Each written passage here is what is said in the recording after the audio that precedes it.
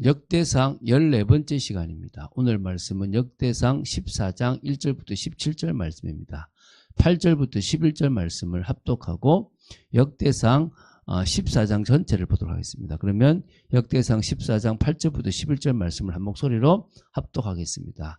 다윗이 기름 부음을 받아온 이스라엘의 왕이 되었다 함을 블레셋 사람들이 듣고 모든 블레셋 사람들이 다윗을 찾으러 올라오매 다윗이 듣고 대항하러 나갔으나 블레셋 사람들이 이미 이르러 르바임 골짜기로 쳐들어온지라. 다윗이 하나님께 물어 이르되 내가 블레셋 사람들을 치러 올라가리이까 주께서 그들을 내 손에 넘기시겠나이까 하니 여호와께서 그에게 이르시되 올라가라 내가 그들을 내 손에 넘기리라 하신지라. 이에 무리가 바알보라심으로 올라갔더니 다윗이 거기서 그들을 치고 다윗이 이르되 하나님이 물을 쪼겜같이 내 손으로 내 대적을 흩으셨다 하므로 그곳 이름을 바알보라심이라 부르니라. 아멘.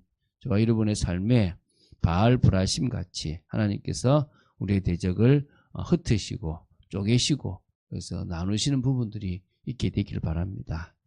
자, 우리가 이 말씀을 읽으면서 우리도 모르게 하나님이 하시고 계시는구나 라고 믿어지잖아요. 그 포로 귀환 이후에 이스라엘 백성들이 얼마나 낙심이 됐겠습니까? 아무것도 없는 아무것도 하나님의 영광이 드러나지 않는 모습 가운데 이 역대기를 보면서 하나님은 역사하셨고 역사하시겠다라고 믿음이 생길 거라고 믿습니다.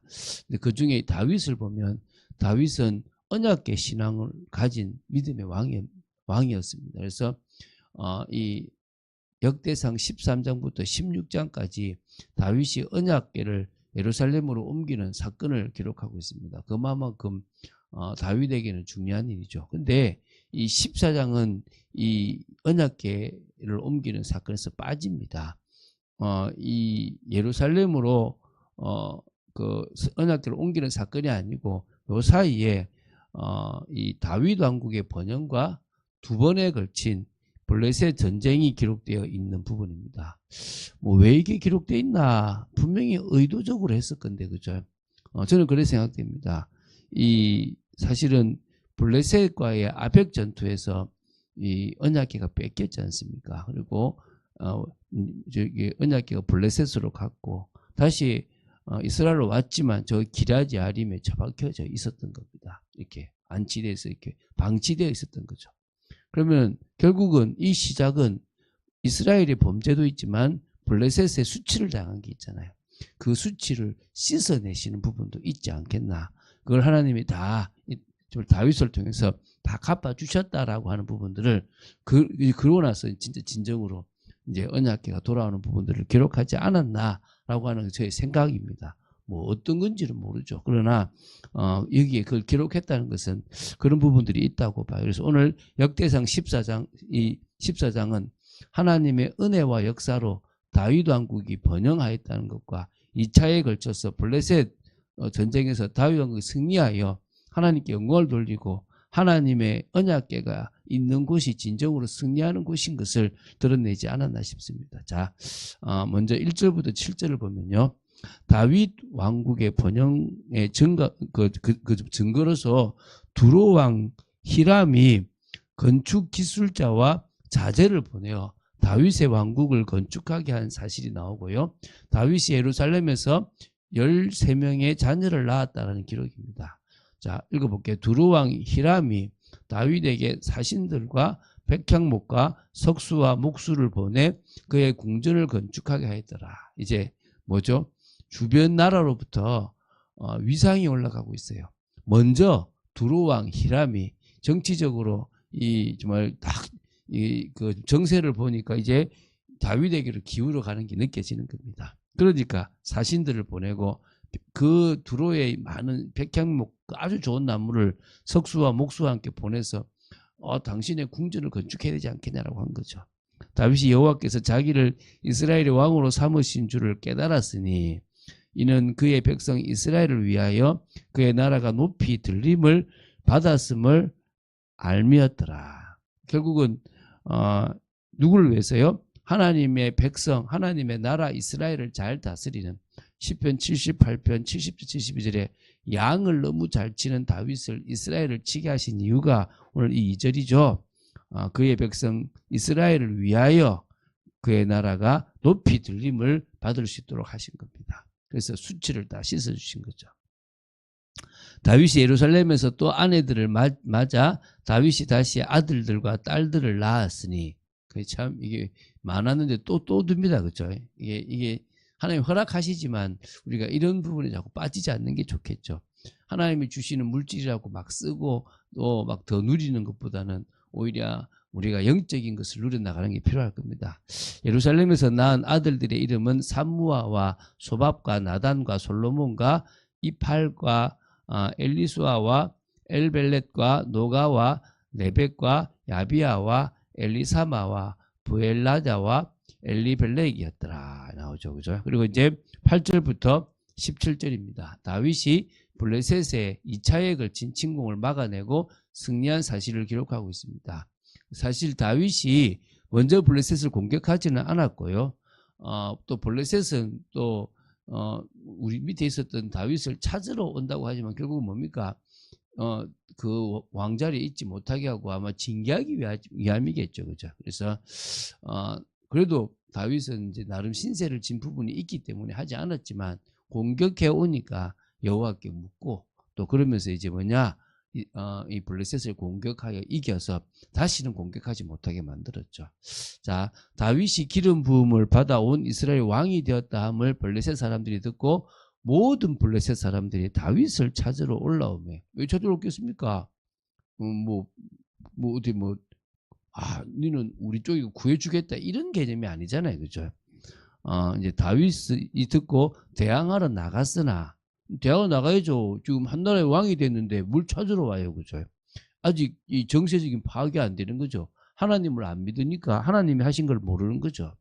블레셋 사람들이 이미 이르러 르바임 골짜기로 쳐들어온지라. 자, 참 이제 다윗이 잘했던 게 원래 언약궤의 목적 하나님이 함께 하시는 것을 찾아가는 거죠. 다윗이 하나님께 물어 이르되 사울은 하나님께 묻지 않고 나중에 누구한테 묻습니까?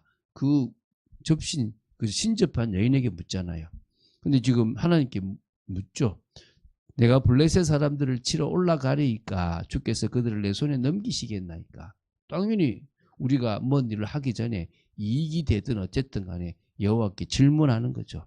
여호와께서 그에게 이르시되 올라가라 내가 그들을 내 손에 넘기리라 하신지라.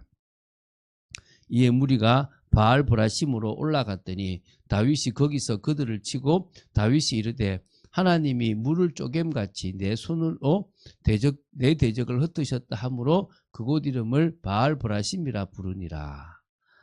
이제 블레셋 사람이 그들의 우상을 그곳에 버렸으므로 다윗이 명령하여 불에 사르니라.